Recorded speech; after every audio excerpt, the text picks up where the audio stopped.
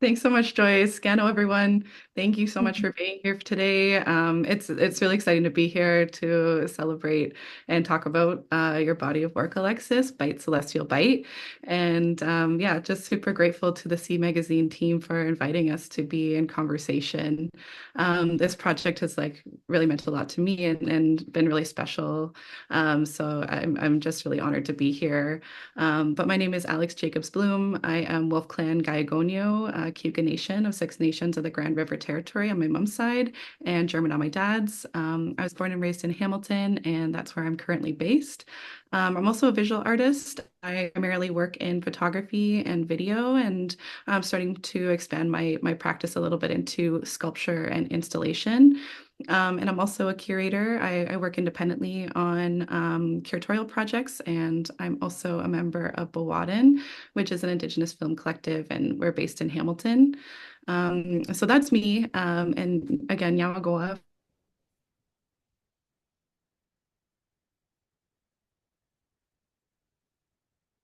Share more and chat more about your work. So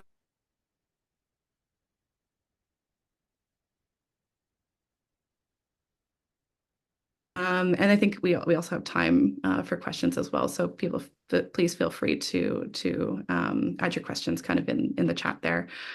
So Alexis Nanibush-Pamajewong, she, they, is a Two-Spirit Anishinaabe interdisciplinary artist from Shawanaga First Nation, Robinson Huron Treaty.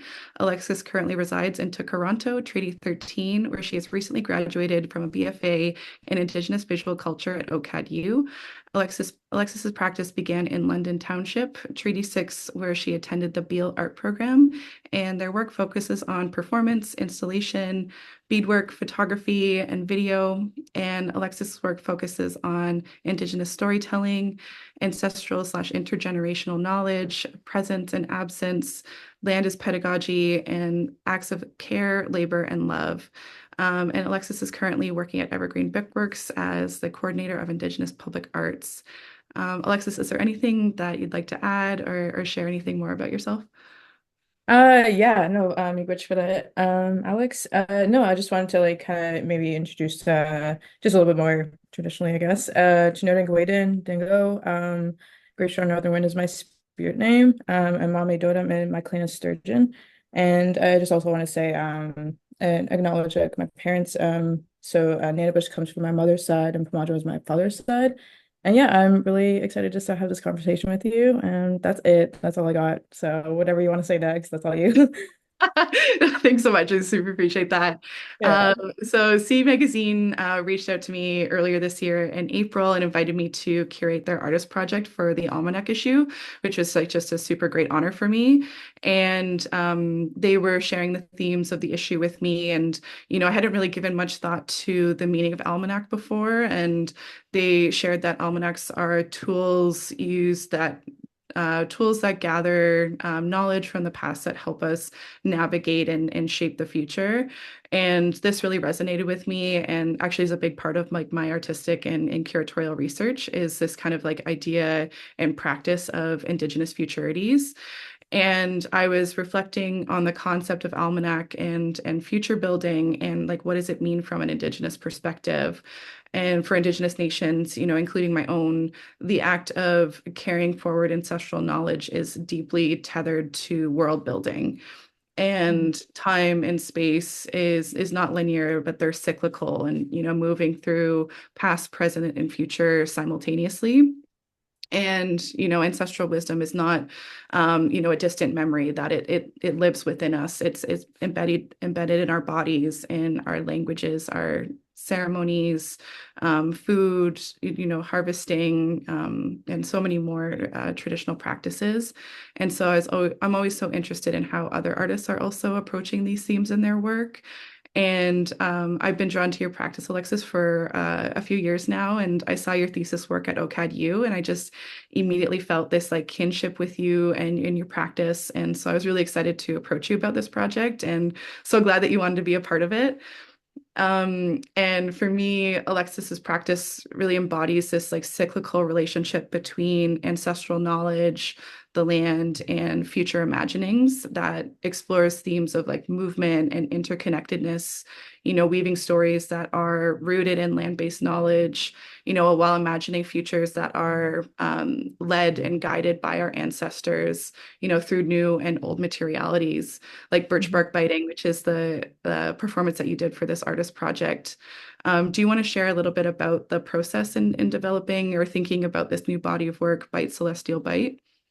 Yeah, yeah, the first inspiration would be just like when I was visiting the collection, a huge collection at the ROM. So that was like the first point of inspiration for this. Um, yeah, we'll just get that. Yeah, we'll just do the first slide, if that's okay. Yeah, That's the for first sure. for now. Totally. Yeah, sorry. Where is the first? Oh, sorry. Yeah, if you just put the first slide on whenever you can, that'd be great. Yeah, anyways, back to what I was saying. Yeah, just the first point of interaction was the visiting the collection at the ROM, getting to spend time with all those birch bark weddings. There's like over like 700 of them, which is just absolutely astonishing to see in person. Yeah. And before I went to see the birch bark weddings, there was a series, like a collection of photos and archives and stuff like that, that I got to see as well. And there was a series of photos. I don't think they were from like a long time ago. I can't remember. I think they were like, at least it was like the 90s or the early 2000s, but they look like old photographs. They look like they're shot on like a really small like format kind of camera. And so I spent time with those, and it was like pictures documenting the process of from when this there was, I believe, a Cree woman who was took like from harvesting to peeling to separating, yeah, the birch bark, and then to like folding it and then biting it and then revealing the creation that she made. And I was just like, oh, that's such a beautiful way to like document and share that process and kind of like offer that knowledge of like, how does bird drug writing work? Because a lot of people don't really understand how it works, and it's not really known. And that it being just like such a very traditional art from a very long time ago. So just that's kind of where everything started. I was like, how can I, yeah, document this process? And it's really awesome just have it in like the front page of the magazine, because that's really kind of showing it. But it's also once again kind of acting as like a self-portrait as well. I find like I'm kind of doing that, like trying to create self-representation, but also as like a performance as well. So yeah, that's the process of it. Yeah, Amazing. that was kind of the first point of interaction why I wanted to create this. So yeah. Amazing. Like when you were going through the collection, I know you're talking about like that one, like the photographic series, but were like when you were looking at like the other birch bark pieces, like were there like feelings or like memories that or ideas that were coming up for you like while you were like engaging with the different pieces? Yeah, I think there's I think when I was looking at them, I was just feeling like this is virtual writing was like kind of a pastime for the women, and it was also as a point of like to create like beadwork designs as well. But it was really just kind of like a game and something to create art with. And as much as we did so much other things with Bridgeback, this was like one of the most like ways of interacting and being with Birch Bark that I was like connected with the most. And just seeing how intricate and absolutely insane these designs are. Like some of them are like actual fishes, some of them are like full-on butterflies, and some of them are like people holding hands in a circle. So it's really, yeah, it's just a way of storytelling. And I feel like my birch bark really is more abstract. I'm not really making these really intense designs, but there's still like I think that's still like a interesting thing to look at and compare, like the amount of skill that happened back then and then compared to now. I mean, I don't think my teeth are able to do that. Like some people's teeth are just like perfect for it. So I think it's really looking at I there's something special about seeing someone's teeth marks as well, and something, what does that mean? And it's really unique because everyone's teeth are different and create different designs. So it's really like, yeah, it's really like sacred and special to see that. So yeah, it's kind of what I was thinking when I was spending time with them.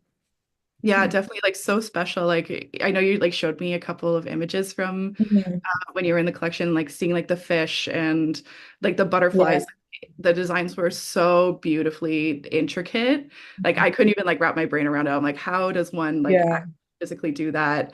But you're saying like just yeah, the intricacies of like bone structure and teeth, and then like Mhm. applying pressure. Like there's so much like relationship that's like embedded in that practice, and like I feel like you need to like know your body so well to be able to kind of like understand the image that you're creating like with your teeth. And so that just like was so special to me. And like Mhm. I haven't done birch bark biting myself, and it's something that I would really love to learn. But I was just so excited like that you were thinking about like documentation and like including like your own body and like the making of the birch bark piece Mhm. in this this artist series. So I know you've been working with birch bark biting for like a really long time, but how did you come to like learn how to birch bark bite? Honestly, it was just seeing like other folks doing it, other Indigenous artists doing it and creating stuff. And especially, I guess one of my peers, Megan Fahili, who also was doing birthmark biting, and we went to OCAD together and had classes together. So it was around, but I was definitely like this was all self-taught, I was like just doing my research, how do I harvest it like ethically and in a good way and like and properly. And then also just yeah, just experimenting. It was really just reading and looking at other people's birthmark writings, and then I was just like, yeah, just felt really gravitated towards it. And I just wanted to make sure this was, a part of my practice. And I was also so um, I'm so just like want to make more sustainable work as well. So this is, definitely on that side. And also just this is kind of it's, a firm you can share with anyone, anyone can do it. And so just like doing like some of the workshops and stuff like that with people and showing them, so, it's a way is like teaching people. And then I was kind of thinking about that in the same way, like documenting the process as also as a way of like teaching. So yeah, yeah, yeah. I know you collaborated with Amelia Nadi on the project and documenting the work. Have you worked together in the past, or is this like a new collaboration that you're like hoping to build upon? I actually don't think we've really worked together on anything. I mean, we like always we just been friends for a while, and I really value our friendship. So we actually just I think this was kind of our first official collaboration, but we always are like, you know, asking advice about each other's work and getting feedback and, asking for criticism. So yeah, I was really thankful that she was able to do this with me. The whole process and the making of this these photos were kind of funny, and it's just a funny story. Do you want to Yeah. share that story? Yeah, I can share the story. Okay, so originally the plan was to shoot these photos on my homeland in Shawanaga on the landing.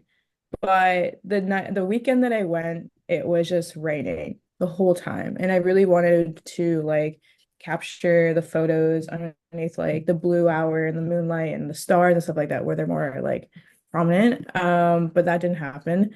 So gotta improvise, of course. And so I think it was like late. I think I was coming back from there and then had to like rush to get Blue Hour on the island. So I went to like the Wards Island in Toronto, and I didn't have anyone to shoot me. I was like just gonna tripod it, but that was not happening as well.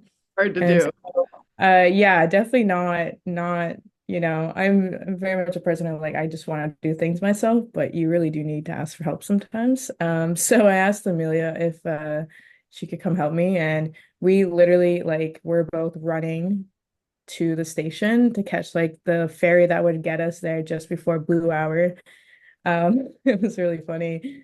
We were literally running, like we were the last ones on the ferry.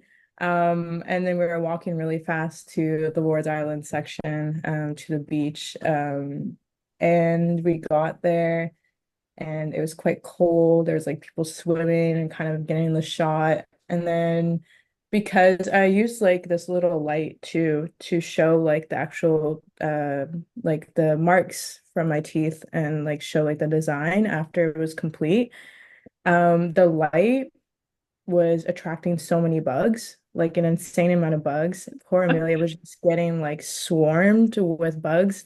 I was getting swarmed. I was getting my shoes wet, my socks wet, everything. But it was like, it was still like a very fun process. Yeah, but So they was worth definitely just getting attacked by bugs was like definitely one of the funny things.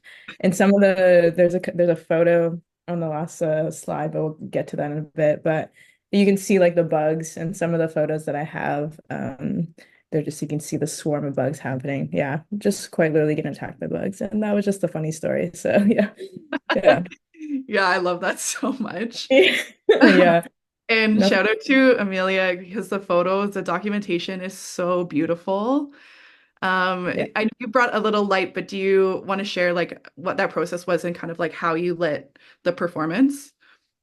Yeah, it's literally just a small LED light and it just changes different like colors. You can change it to any color pretty much you want. You can make it strobe if you wanted to. But yeah, that's it's just a small little light and we just used that. I think we had two. We just had one and we just kind of held on the ground and it just kind of lit up the whole space because it was when we got there it was blue hour, but then it got pretty dark. But I think when the lighting and uh the the shutter or the timer, yeah, the exposure was like a little bit slower. So yeah, that's kind of yeah, that's it was really, really simple. I just wanted to figure out a way to make sure you could see the design, but also still have that vast like darkness around you of being, on the land and under the moonlight. So yeah. Absolutely. Yeah. Like I feel like it's so effective, like especially in this image, like where the light's like shining through and you can like see like the really beautiful, like intricate design. And for me, Mhm. like when I saw this, I was like, it looks like a star to me. Like I know you're thinking about like Mhm. abstract images, but when I saw it, I was like, whoa, that feels like a star. And Yeah. I was like, wow, like a new star is born. Like I just like was thinking about the Yeah. cosmos when you were creating the work and just like how it's illuminated and everything. Like it's literally glowing from the inside out. So Mhm. like that just like felt so special. And I think like it was super effective in this image. Yeah. Yeah. That's funny because I was at Aberquad when I was doing my talk and talking about I decided to mention this and talk about this work a bit. But I was talking a lot about how when you like really set good intention and good thoughts and put good energy into the birch bark and you think about what you want to create, like the last one I was trying to do was trying to create like a strawberry and it ended up looking like a strawberry. And then this one is like I'm thinking about the stars and all the constellations and like our the ancestors and the sky world and stuff like that. So that it yeah, I look back on this and I think about it and I'm like it's little like its own little constellation, little world and like a little universe that's in it. And it just happened that way and that's yeah, that's kind of that's what happens and then that's how you have to do it. You just really got to put that good energy into it and it will reciprocate that. There's kind of there's a reciprocity between you and the birch bark for sure. Yeah. Absolutely. And I feel like intuition and like that really like also like guides the process, like that you just kind of like have this like inherent knowledge that's like built into your body that just like already knows like kind of what to do. And then putting good mind to it just like Mhm. activates it like so much more. And like I can just like feel it like resonate like in my body. Like when I saw the body of work, I was like, whoa, like it felt so like transcendent to me. Mhm. Like, was there kind of like moments when you were doing the performance or like in the documentation that like felt like really significant to you or like are transformative? Yeah, I would definitely, yeah, I think I mean my favorite photo would be the one where I'm like kneeling on the ground and I'm Yeah. looking up into the sky. I think that's like one of my favorites. I think that's I mean, I often do my birchbark biting like on the land and stuff like that. So I think that's always, yeah, that photo.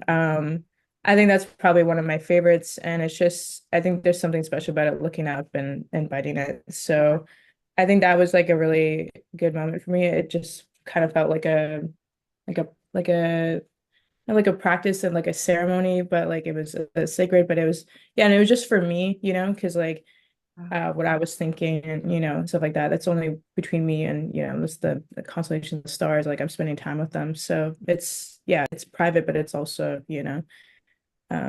yeah, that's it. Yeah, that's kind of all I was thinking for that. Yeah. Yeah, I love Mhm. that so much. And Mhm. I know it was also like taken under the Strawberry Moon too. Like the performance was Mhm. also under Strawberry Yeah, Moon. So yeah. like deeply connected to Anishinaabeg knowledge. Mhm. And then like along the shores of like Lake Ontario by the water and like how the water like is and the tides are influenced by the moon. Yeah. Like Yes. kind of share a bit about like the setting and the time of day, like why you wanted to connect with the Strawberry Moon.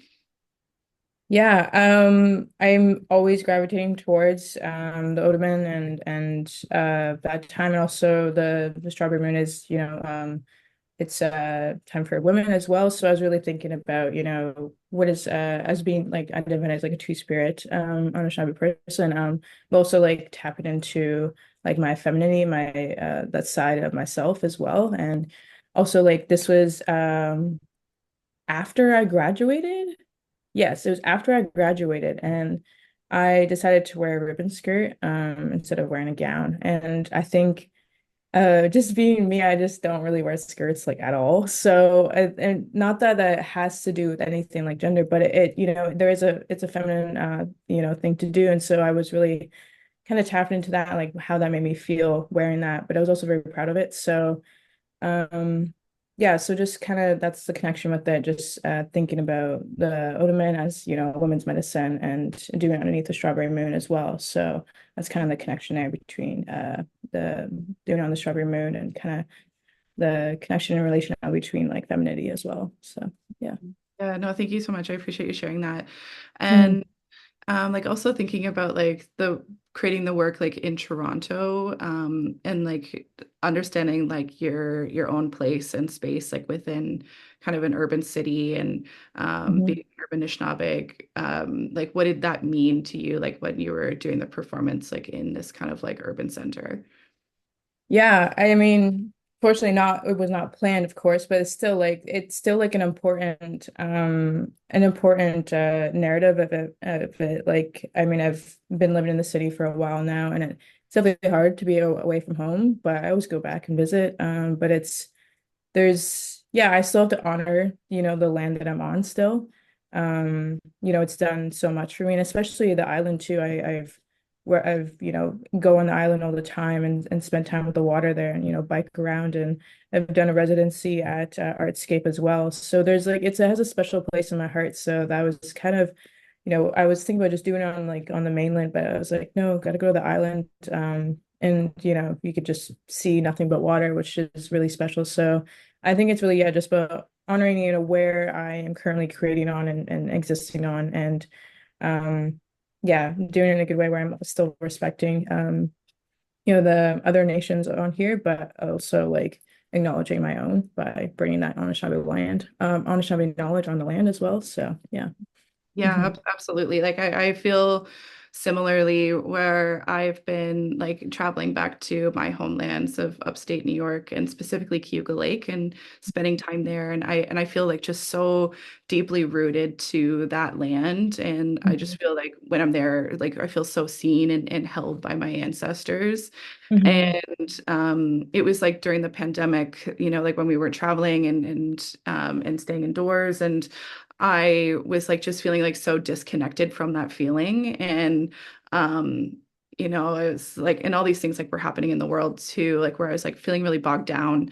And I was just like longing like to travel back to my homelands. And then I had to kind of like remind myself that I'm like, like there's still land beneath my feet. And Mhm. like I can still like access that land and I can still access my ancestors. Like they are still like present in my body. Mhm. And yeah, so it took like kind of like going through that to like have that teaching. And so now I'm like able to like activate that again and like feel really good about like my place in space and honoring the land that's beneath my feet. And so yeah, like I think that's really important that like we're still like so deeply connected to the land, like no Mhm. matter where we are. Yeah. Um And like Yeah. also like we're kind of like in this time of like a climate crisis. And so it's just like also reminding us of like that beauty that's still surrounding us, that like the land is like so beautiful and like so incredibly important. And so I think it's like it's really important to like kind of like hold on to like those joyous times as well, Yeah. and thinking about like the beauty of the land. Hmm. Yeah, I mean, I think it's just also just like appreciating, regardless if it's like an urban setting, there's a lot of infrastructure and stuff like that. It's still land, it still offers us a lot of opportunities and stuff like that. And I'm very thankful for it. So, I give it a lot to Toronto for a lot of my art practice right now. Um, so yeah, that's really beautiful. But and also like looking at the stars, no matter what, we look at the same stars, and that's like we look at the same moon. And so well, like every nation shares, stories and knowledge about the stars. And so, Yeah. yeah, we have like that shared relationality, which is really nice. And so, yeah, that's kind of, yeah, it's really special, honestly. Yeah, to be able to share that with, everyone. Yeah, absolutely. And I just wanted to like go back to the performance, and the Mhm. documentation for a second. Yeah. Um, and so I was just wondering like what was your experience of like having a lens like documenting the performance and the practice of like birch bark biting. Is that something that's like Yeah. new to you, or is it something that's like really familiar to your practice? Yeah, I mean, I started doing performance like for video and camera and stuff like that during COVID, when I was in university still. And I think that was just me adapting to the fact that like I couldn't really create a lot of work. And so I was putting myself a lot in front of the camera to create, basically budget work because I didn't have any materials, but it was still, very powerful and meaningful work and stuff like that. But yeah, so performing in front of a camera is something that's been pretty comfortable for me. It's also kind of, yeah, give me a lot of sense of self. And yeah, it's helped me like ground myself a lot with, who I am and how I want to represent myself. And um yeah, I think the main reason would be just to like make sure I'm trying to share this in a way that is kind of like it's gonna last forever in the sense of like it being on the internet and kind of like this idea that like, it's more accessible for some people, not everyone has, maybe ancestors or relatives who can share this knowledge with them, whether they're Anishinaabe or Cree or whatever. Um, and so yeah, just trying to make sure this is getting out there and people are seeing it and they're recognizing it and hopefully finding some sort of connection with it. So I Yeah. think that's kind of where I see my like the birch bark biting and then put it into the digital world, the digital aspect. Kind of what I'm hoping that's what it's supposed to do or gonna do. So yeah, that's my intention there. Yeah. It's beautiful. And Mm. like I can also like feel that relationship between yourself and Amelia. Like it just Mhm. feels like there's a lot of like comfortability there and like vulnerability. And Mhm. like did you find that like that was important for you to like have somebody document that like a person that you knew and trust? Yeah, absolutely. I mean, yeah, I trust Amelia a lot, and I trust her judgment, and what she thinks like looks good, and she was really helping me with that, so that was really nice. And yeah, also just having someone who's also Anishinaabe as well, and Mhm. really yeah, having just like that good niche energy into it. Yeah, so yeah, that was important to me for sure, and yeah, I'm really thankful that she was able to work on it with me. So yeah. Definitely. There's such beautiful images. And Mhm. I totally hear you though, like when you're saying that you don't ask for help all the time or you try to like just do Yeah. the work yourself.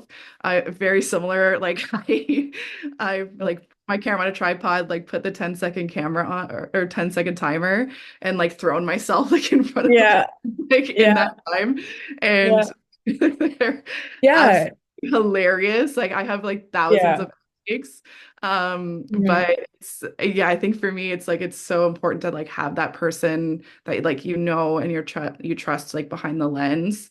Mhm. Because for me, I get like a performance anxiety, like where Yeah. I'm not quite sure like what my body looks like and like how it's like Right. engaging with the lens. Um, Mhm. And so yeah, like it's so important to like have that person that like is offering you direction and like kind of Yeah. like working with you like in the collaborative way.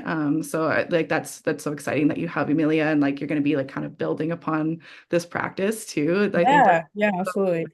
Yeah, I think it was also important to have someone else shoot it because it helped me like slow down a bit. And I feel like there was multiple moments where like there was like we weren't really saying anything and I was just, doing the thing and I was biting and I was just sitting there trying to, do different poses and it was just silence and Amelia's just snapping away and eating by bugs and yeah, taking the photos.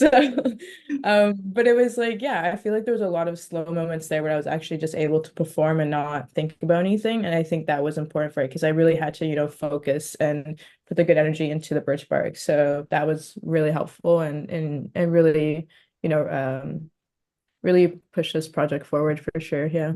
Yeah, definitely. And I also love how like you incorporate language into the images as well.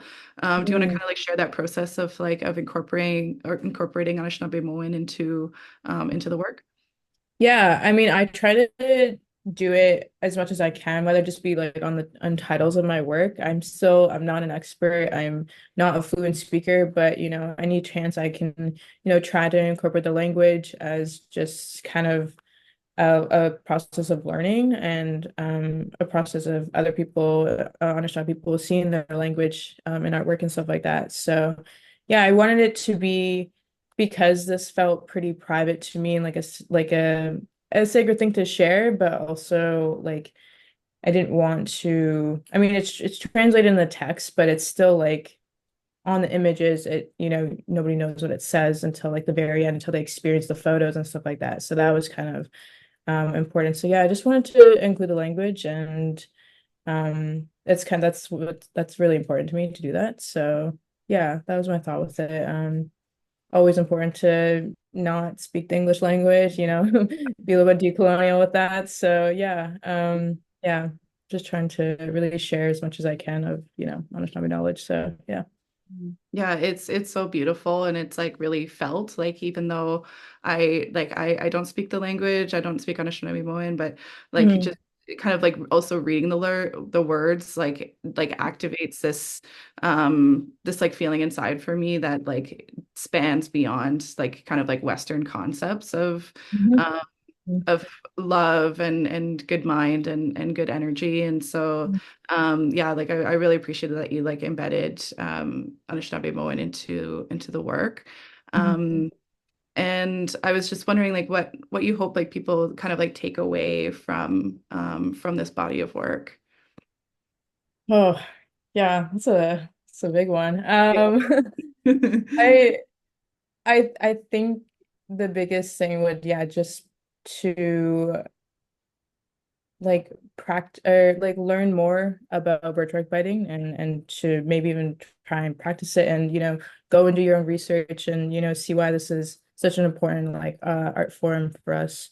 Yeah, and this is the translation actually. So yeah, I'm a daughter of the stars, the moon, and the sun.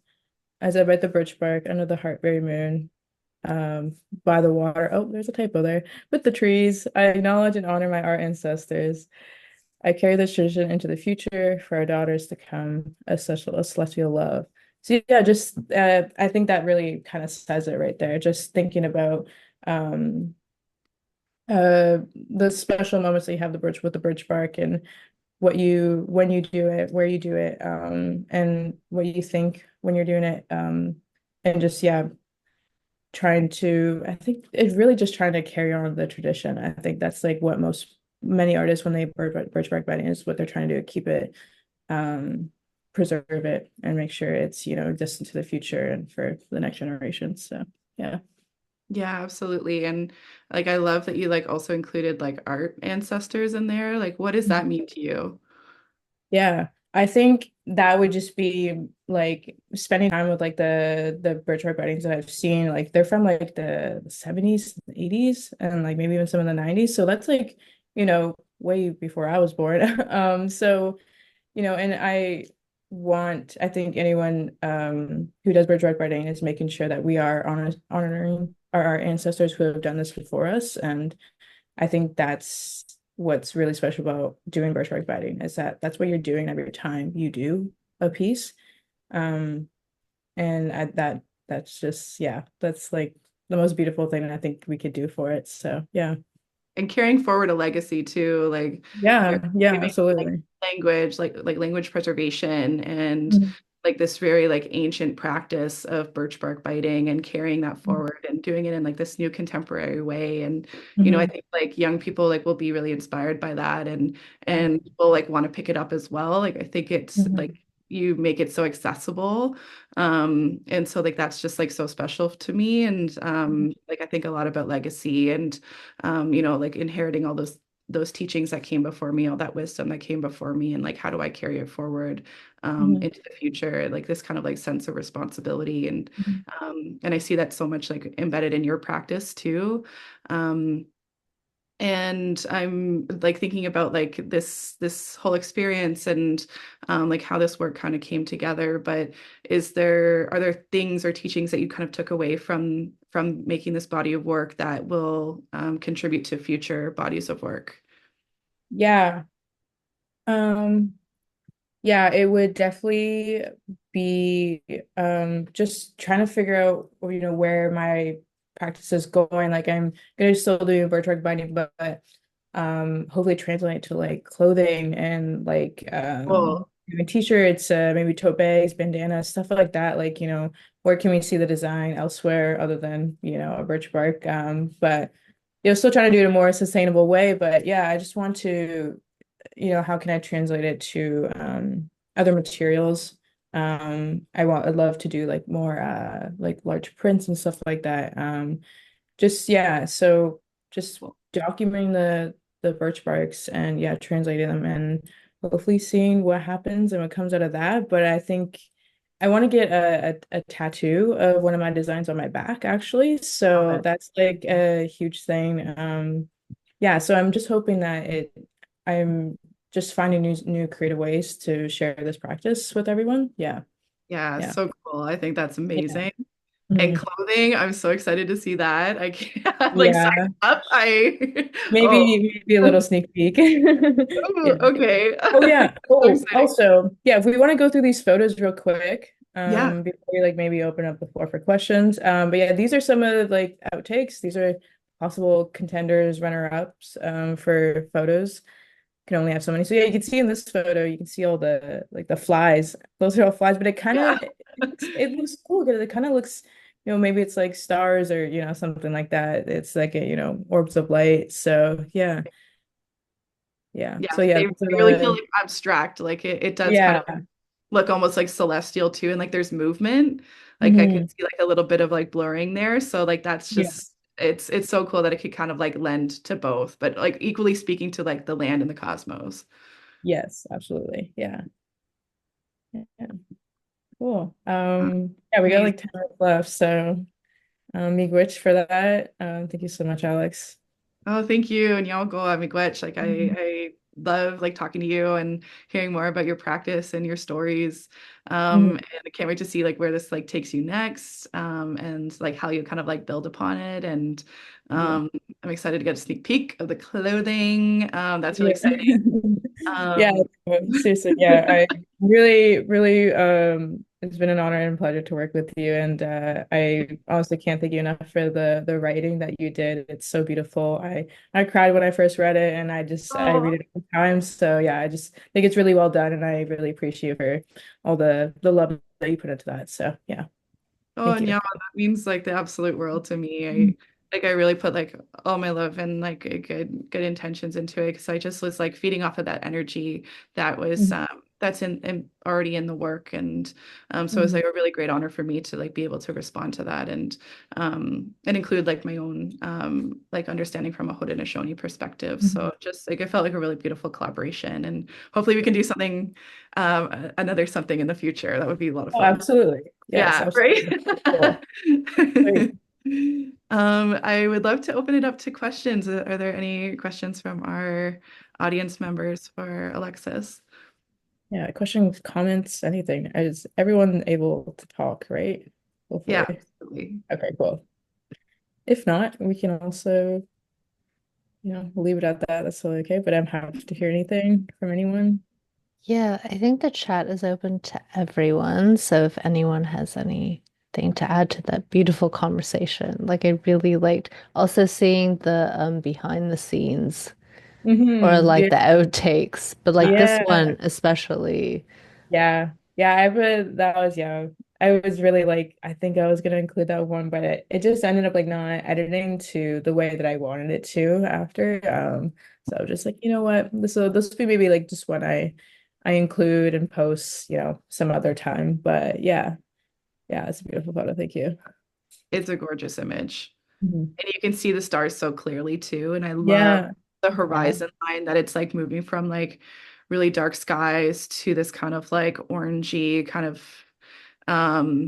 sunset and like on the horizon. I think it's so beautiful Mhm. and how and it moves into the ripples of of the water. Like it just Mhm. it really really speaks to me. Yeah. Yeah, and I think it also was this is nice too because it was really I think this really situates like the like place and stuff like that and like just really more so like I don't have the birch bark in my hand or anything like that. So it's really just me spending time with the land before I started birch bark bedding. So yeah. Yeah. And it feels like so animated, like your movement is so gorgeous and it feels so joyous too at the same time. Like I can really feel that from the work. All right, we got a question. Oh, okay. Wow, love these questions. Okay. Andrea asked, when you think of this body of work and creating it, what was the most overwhelming feeling for you at that moment? Wow. Okay. I mean, I think I th- like in terms of process, I feel like I was quite upset when I couldn't do this on my homeland in Shawanaga and on the landing there. Like I was really upset about that. But so I think that was most overwhelming for me and just timing, always timing, something like that. It just never works out sometimes. But you always gotta it worked out. It worked out in the end. And I think sorry, I'm just rereading the question again. Yeah, I would think it would just be the process of like this. I'm very much like a perfectionist when I have something in my mind and I just had this vision in my mind and just kind of got skewed a little bit and it just didn't work out and things. But it happened for a reason and I think it still turned out really great. So I think it would just be the intentions that I had going into it and not being able to fulfill those completely. So yeah. Yeah. And okay, we got a second question. It did. Yes, Yeah. absolutely. Yeah. Okay, Samantha said, beautiful conversation, Alex and Alexis. Thank you so much. I was wondering, Alexis, what were some of the challenges when you first started birchwork bedding? How long does an artwork usually take to make? Good question. Um, some of the challenges, yeah, were the process to like peeling birch bark is like pretty tedious and slow. So I think it was learning how to do that and also like knowing I got gifted most of my birch bark, but then the one time I did harvest it, it was also like learning how to properly store it as well is really important. You got to make sure it's not too dry or humid and stuff like that. And finding like a good piece of bark to use as well. There's always like knots that happen in the birch bark and that kind of can mess up like the squares, like the section that you get that you can use for biting. But yeah, I think it's probably just trying to I think at first I was trying to create images and then I realized that just I don't think it was what was aligning with me. So I decided to just be more abstract and, just create as much as I can and see what I could create with my teeth design because it's specific to me and I was just trying to, see what was gonna work best for my teeth and for me. So yeah. And how long does the artwork usually take to make? Take like take like 15 seconds up to like maybe like 10 minutes. It really depends on what you want to create. You could do it really fast if you wanted to, or you could take your time and go really slow. But yeah, on average, I feel like it would be somewhere to like 5 minutes or so around there. It doesn't take long. But some of the works that I see on the ROM definitely took way longer. And some of them are on like really, really big sheets. They're like almost like 8 by 5 or 8.5 by 11. And I'm just kind of like, how do they fit that in their mouth? But there's different ways you can fold it to go in, and it's nuts. So you ever get the chance to go to the ROM and see those, you should. I really recommend it. Yeah, I think that's it. Yeah, and And I thank remember you saying too, Alexis, that you like carry around like small birch bark with you too, like kind of just Yeah, yeah. I don't your have any right now, unfortunately. I've lost not lost them, but they're just we've used a lot of it. Doing the workshop and stuff like that was takes up I was happy to share it with others, but of course you lose a lot and we can't harvest again until spring. So yeah. You can't harvest again until spring because that's the best time to harvest it so the tree can protect itself before the winter time. So it gives it time to yeah, gives it time to heal. So yeah. yeah, definitely. And where do you Mhm. harvest mostly? I just harvested the last time was in my grandma's backyard. There's like a little bush line and just there's this one tree there. And then the other time I got gifted some birch bark by my friend Ethan, so that was really nice. And then I think that's pretty much it. And like it was a big piece though. Like it was probably, like almost like a foot and a half and like and then it was a pretty big birch bark tree. So I got a lot out of it. So that lasted me a while. Yeah. Amazing, thanks. Hmm. Yeah, I think If you, I yeah, I think think we're just good. as a last thing, maybe, unless Yeah, for sure. someone has other things. But yeah, I was thinking about what you said about, yeah, also like this being a very personal or private or maybe like feeling introspective practice. And what does that feel like to put it like out there or the Yeah. boundaries of that? What does that feel like? I think when I say like private and like more like a sacred practice, I just mean like the moment and the moment inside when you're creating like the birch bark biting and like do your thoughts, like that's private. You know what I mean? I would never tell anybody like what I'm thinking when I'm doing it, right? I mean, I might tell them like I suggest to them like, oh, if you want to, create a sort of design or like you want to create like a butterfly, like think about that, think about butterfly, your interactions with butterflies, and that will come through hopefully. So I think that is what I mean by like it's a private process and that's a sacred process is like my thoughts with it. But yeah, sharing it, yeah, I mean it's definitely a little bit vulnerable. But it's also kind of like a narrative like humility and stuff like that as well. And I think it's yeah, I have to share this and birthright writing the process of it. But yeah, just the thoughts is like that's a private thing. And I think that's something like everyone should experience with it. Yeah, that's yeah. Mhm. Yeah, I think it's important to like keep things for yourself too, that Yeah. like you Hmm. sharing and then like your thoughts, like you're keeping that like close to your heart. I think that's so important. I try to do the same Yeah. in practice because like photographing or documenting like your body and in performance, like it can be such a vulnerable thing. Hmm. And to be like seen by like Indigenous folks, but non-Indigenous folks as well. Like what does that like kind of mean to like understanding like audience? So yeah, I think it was a difficult practice for me to kind of like navigate and go through. So like, yeah, I appreciate you like just sharing like your experience in the documentation too. Um, Yeah. it's an Yeah, ongoing. yeah. Just a quick last note too. It's just like in terms of like, sharing like Anishinaabe knowledge or like any indigenous knowledge, like I feel like there's like a line in between, what you share, right? There's some stuff that are kept for us, and then there's some stuff that we can share as a means to preserve and to, pass on and stuff like that. So yeah, yeah, that's kind of like the most important thing I think when it comes to making sure that this knowledge is still being used and stuff like that. So yeah. Yeah, absolutely, for sure. Mm. Yeah, Right. amazing. Thank you so much. I feel like this is such a generous conversation Mm. between you, Alex, and Alexis. Um, yeah, unless anyone in the chat has any last thoughts, I think we can close off this night. But thank you so much from everyone at sea. Yeah, Chimigwich, everyone for coming. I really appreciate it, and thank you so much for your nice comments. Yes. Thank you so much, Alex, as well. Thank you so much, Joy. Really happy to have done this project, and we'll hopefully see each other again in the future. Yeah. I think for sure. Yeah. Absolutely, yeah, 100%. Hopefully. Yeah. Gayogohó, everyone. Okay. Joy. This like Bama P. Bama P. Bye. Pamapi. Ona. Bye. Okay, thank you, everyone. Thanks, everyone. Take care.